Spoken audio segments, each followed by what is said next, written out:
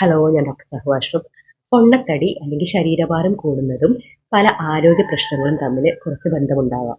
Type 2 diabetes mellitus, hypertension, പിന്നെ cholesterol level ശരീരത്തിൽ കൂടുന്നത്, അതേപോലെ ഫാറ്റി ലിവർ, നോൺ ആൽക്കഹോളിക് ആയിട്ടുള്ള ഫാറ്റി ലിവർ ഡിസീസസ്, പിന്നെ തേയ്മാനം, ഓസ്റ്റിയോ ആർത്രൈറ്റിസ്, വെരിക്കോസിറ്റി, പിന്നെ സ്ത്രീകൾക്കാണെങ്കിൽ PCOD, ഫൈബ്രോയിഡ്, ഇങ്ങനെ പല കണ്ടീഷൻസിലും നമുക്ക് നമ്മുടെ വെയിറ്റ് നല്ല മീൻസ് ഭാരം നല്ല കൂടിയ ആളുകൾക്ക് ചിലപ്പോൾ ശരീരഭാരം കുറയ്ക്കേണ്ടി വരും.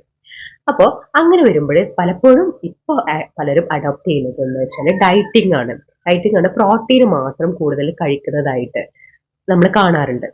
ഇങ്ങനെ ഹൈ പ്രോട്ടീൻ ഉള്ള ഭക്ഷണങ്ങൾ കഴിക്കുമ്പോൾ കുറച്ച് കാര്യങ്ങൾ നമ്മൾ ശ്രദ്ധിക്കേണ്ടതുണ്ട്.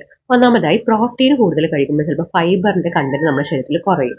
ആ ഫൈബറിന്റെ കണ്ടന്റ് കുറയുമ്പോൾ നമുക്ക് നമ്മളെ വയറിലെ അസ്വസ്ഥതകൾ, ബ്ലോട്ടിങ്ങും ഗ്യാസ്ട്രിക് കംപ്ലൈൻസ്, അതുകൂടാതെ ഈ കോൺസ്റ്റിപ്പേഷൻ, വയറ്റിന്ന് പോവാൻ ബുദ്ധിമുട്ടുകയും ചെയ്യും.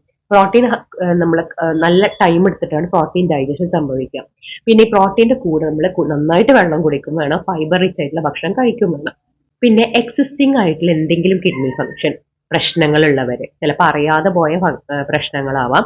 അങ്ങനെയുള്ളവര് ചിലപ്പം ഈ ഹൈ പ്രോട്ടീൻ റിച്ച് ആയിട്ടുള്ള ഭക്ഷണം കഴിക്കുമ്പോൾ ആ കിഡ്നി നല്ല സ്ട്രെയിൻ എടുത്തിട്ടാവും. കാരണം ഈ പ്രോട്ടീന്റെ ലാസ്റ്റത്തെ ഒരു ബൈ പ്രൊഡക്റ്റ് എന്ന് പറയുന്നത് യൂറിയയാണ്. ഈ യൂറിയ നമ്മുടെ ശരീരത്തിലെ വേസ്റ്റ് പ്രൊഡക്റ്റ് ഒഴിവാക്കണമെങ്കിൽ അതിന് മാത്രം വെള്ളം നമ്മുടെ ശരീരത്തിൽ വേണം, അല്ലെങ്കിൽ ഡീഹൈഡ്രേഷൻ സംഭവിച്ച് മറ്റ് പല പ്രശ്നങ്ങളും ഉണ്ടാവാം. അതുകൂടാതെ ഇങ്ങനെ ഒരുപാട് ഹൈ പ്രോട്ടീൻ റിച്ച് ആയിട്ടുള്ള ഭക്ഷണം കഴിക്കുമ്പോൾ നമുക്ക് ഒരു നെഗറ്റീവ് റിസൾട്ട് അവിടെ കിട്ടും ചിലപ്പോൾ. കാരണം വെയിറ്റ് കുറക്കാനും നമ്മൾ ചെയ്യുന്ന കാര്യം വെയിറ്റ് കൂട്ടും. എങ്ങനെ ഞാൻ പറഞ്ഞുതരാം. കാരണം നമ്മുടെ ശരീരത്തിന് എക്സസ് ആയിട്ട് പ്രോട്ടീൻ സ്റ്റോർ ചെയ്ത് കഴിക്കാൻ കഴിയില്ല.